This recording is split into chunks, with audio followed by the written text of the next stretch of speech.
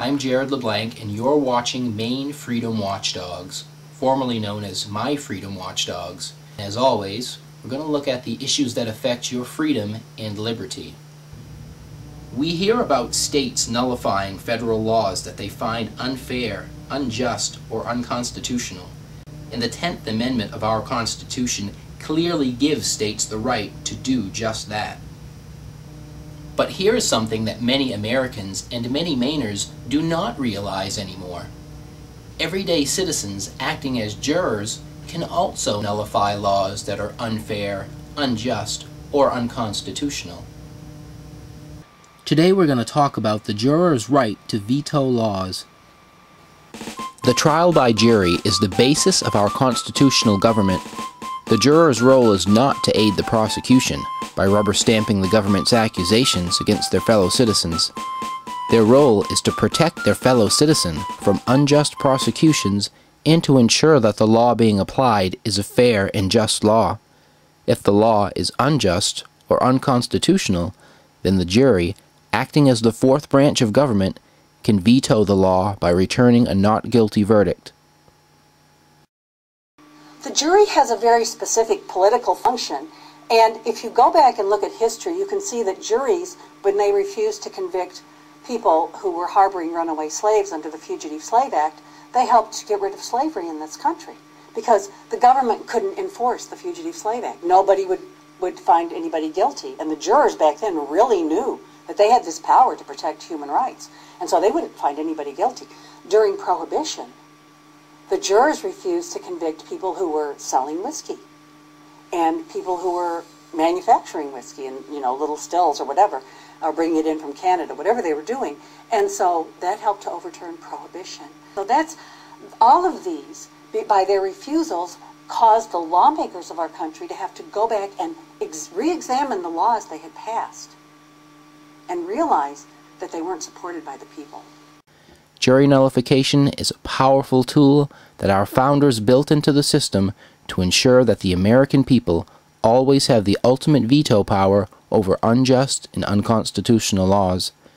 We can immediately nullify an unconstitutional law by simply refusing to convict each other of breaking it. Jurors have a conscience, and they can consult, each juror gets to consult their own conscience and say, how should I really decide in this case? Is this person guilty of doing something bad? Did they make a mistake? Is this a good law? Is it a good law, but is it being misapplied? Is this a person who should be punished harshly and maybe sent to prison for what this person has done? And if the juror decides that the person is not someone who should be sent to prison, if they think that it's a bad law, and for instance, fugitive slaves no one would send them back, they thought it was a bad law to send slaves back, so they refused to convict them. And so jurors can do that. They can refuse to convict anybody. So everybody should want to serve on a jury so that they can make sure only fair laws are applied. The bottom line is, unconstitutional laws are not enforceable if we refuse to convict each other of breaking them.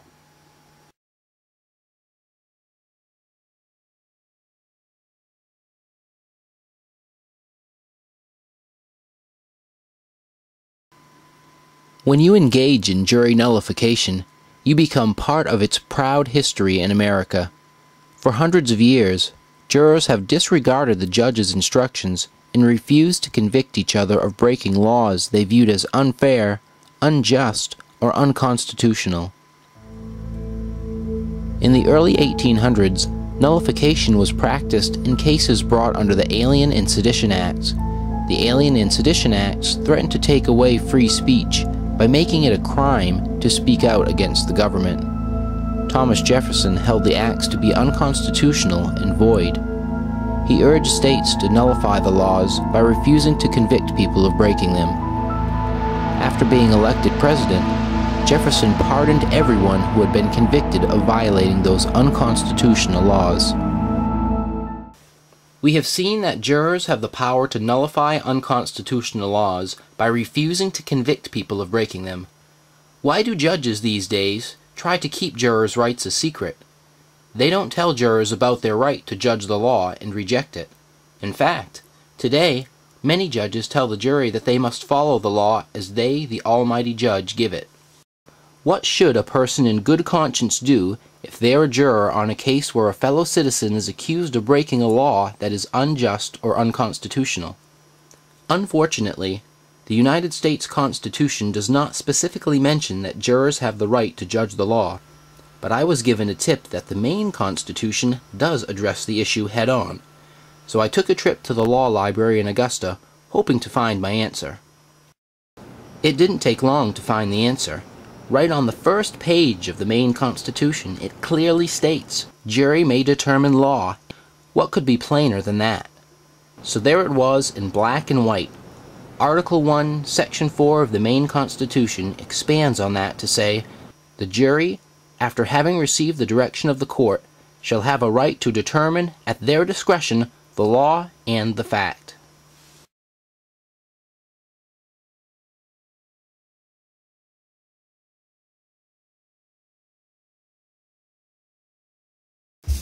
We can refuse to convict each other of breaking laws that ban freedom of assembly or freedom of speech. We can refuse to convict each other of breaking unconstitutional gun laws that deprive us of our natural human right to self-defense. We can refuse to convict each other of breaking global laws passed by the United Nations or any international body made up of people that we do not elect. We can refuse to convict each other of breaking unfair and abusive tax laws. We can refuse to convict each other of breaking laws that attempt to force people to buy certain products, like private health insurance. We have the natural human right to decide what does or does not go into our own body, so we can refuse to convict each other of breaking laws that mandate people to take vaccinations. We can refuse to convict each other of breaking nanny-state victimless crime laws. It's been said that the average American commits 3 federal crimes every day without even realizing it. Criminal intent used to form the basis of determining guilt, but now many prosecutors don't even bother proving criminal intent because so many jurors are like sheep, willing to convict people based on technical interpretations of law. Is America still the home of the free if we lock up more of our citizens than any other country in the world, including China, which has over 1 billion more people than we do? Is America still the home of the brave if jurors don't even dare to vote their own conscience? When you're in court and you get your instructions from the judge, he'll tell you that you're to judge the facts. He will not tell you that you also have to judge the law, because they don't want you to know that anymore. I know that there are laws of the land and there are statutes on the books, but there is also what's in my heart. And if I see no harm in my heart, then I cannot convict. Juries have the obligation to judge the law and the facts, not just the facts. I know it's a pain to serve on a jury. People don't want to do it. The pay is terrible. But everyone should seize on the opportunity to serve as a juror because it's our chance to play an important role in the political process. It is a great chance to truly be a watchdog for the freedom of our fellow citizens. Please pass this information on so that all potential jurors will know that it is the people who have the ultimate power in the American justice system. This has been Maine Freedom Watchdogs. Thank you for watching, and let's keep each other free.